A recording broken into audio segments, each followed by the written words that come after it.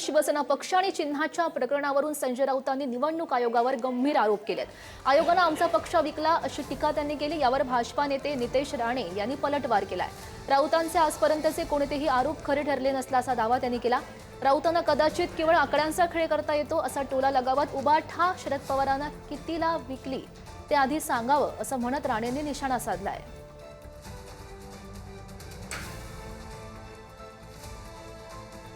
निवडणूक आयोग विकला गेला आणि त्याने आमचा पक्ष आणि चिन्ह विकला।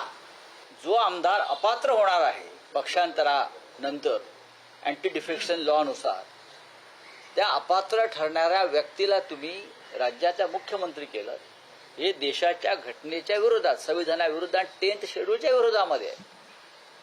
इथेच शेण खाल्लेलं आहे सगळ्यांनी बसून सामुदायिक।